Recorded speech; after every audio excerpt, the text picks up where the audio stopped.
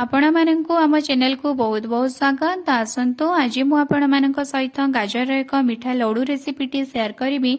आपण मैंने तो देखि पारुथबे एही लड्डूटी केते सुंदर देखा जाउची। यार टेस्ट मध्य बहुत भल आसी थाए और यह बनेबा प्रणाली मध्य बहुत सहज और कम समय मध्य रे यह प्रस्तुत होई जाई थाए।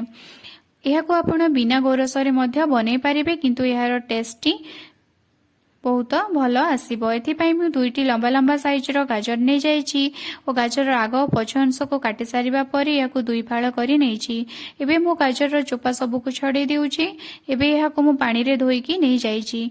एबे आमे चांची थिबा गाजर सबू को कोरी नेबा। आपण जेकोसी कोरिबा जगह नहीं जातु जो नड़िया करुवे भल भाव में जो सरु सरु होइकी कोरी हेबो से भली जगह नहीं कि गाजर सबू को सरु सरु करिकी आपण एभली भाव में कोरी दियंतु। एही भली कोरिबा द्वारा गाजर को भाजीबा पई हमकु सुविधा हेबो, यह सहजरे भाजी होई जिवो। एबे आमे कड़ाई बसैबा। कड़ाई गरम होला परे सेतिरे 2 चम्मच घिया देई देबा और कोरी रखिथिबा गाजर सबू को पकेई देबा और गाजर को भल भाव आमे भाजी नेबा।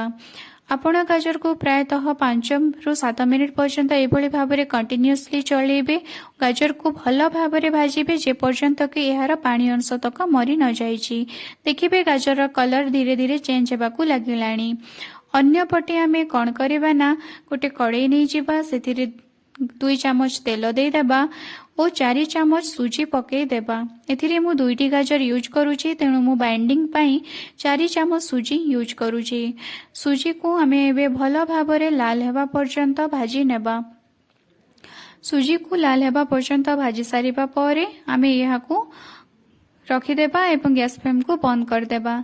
एबे आमे जो कड़ाई रे गाजर भाजुदबा सेही कड़ाई रे एबे आमे स्वाद अनुसार चीनी दे देबा। आपण आपणक मीठा खाइबा अनुसार एथिरे चीनी पकेबे। मु एथिरे 4 चम्मच चीनी देउची। 4 चम्मच चीनी मीठा पई यथेष्ट। जदि आपणको अधिक मीठा खाइबा को पसंद तो आपण आपणक गाजर क्वांटिटी हिसाब रे मीठा पकई पारिबे, नहले आपणक मीठा खाइबा स्वाद अनुसार मीठा बा चीनी पकई पारंती। चीनी पकेबा क्षणी देखिबे आपणकर गाजर कलर धीरे धीरे चेंज हेबाकू लागिबो, अर्थात टिके टिके रेड कलर आसीबाकू लागिबो। एही अवस्था रे आमे यहाँ उपरे जो भाजी की रखिथिबा सुजी सबू को पकई देबा। ता सुजी को आमे गाजर सहित भल भाव में गोलेकी नहीं जिबा। एबे आमे यहाँ उपरे किछि अमूल पाउडर पकई देबा। मु एथिरे 1 चम्मच अमूल पाउडर यूज करूची। आपण चाहिले अधिक अमूल पाउडर मध्य यूज करि पारिबे। एबे आमे कोन करबा ना किछि गरम पानी बा उषुम पानी रखिथिबा। एबे से पानी को एथिरे पकई देबा। आपण सुजी फुलिबा पर्यंत ए पानीटी पकेबे, अर्थात सुजी फुलिबा पई जेतिकी पानी आवश्यक सेतिकी पकेबे, अधिका पानी पकेबा दरकार नाही। पानी पकेबा सारिबा परे आमे यहाकू फुटिबा पर्यंत अपेक्षा करिबा। पानी फुटी आसिले देखिबे धीरे धीरे आपणकर सुजी भी फुली जिवो और गाजर सहित मिसिकी यह बहलिया हेबारे लागिबो।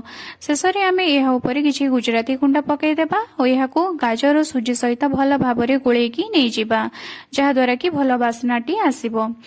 देखिबे आपणकर कंसिस्टेंसी अर्थात गाजर और सुजीर कंसिस्टेंसी जेतेबेले बहलिया हेबाकू लागिबो एवं कड़ाई रु धीरे धीरे टिके छाड़ी हेबाकू लागिबो, से समय रे आपण जानिबे जे आपणकर गाजर एवं सुजीटी बाइंडिंग हेबारे लागिछि ओ लड्डू हेबा पई प्रस्तुत होई गलानी। एही भली अवस्था रे आपण गोटे पात्र को यहाको काढी नियंतु और सेथिरु टिके हाथ रे नेकी आपण एभली भाव रे पापुली रे दबे नियंतु और 2टी पापुली मध्य रखिकी आपण यहाको गोल गोल करि नियंतु। आपण यहाको गोल गोल शेप दे दियंतु, यह लड्डूर शेप नहीं जिवो। एभली भाव रे मु सबु लड्डू तक बनै नैछि। सबु लड्डू तक बनै सारिबा परे मु प्लेट रे रखिछि और यहाको एबे मु सजेबा पई किछि काजू नै जाइछि। काजू सबु को या ऊपर मु धीरे धीरे रखि देउछि।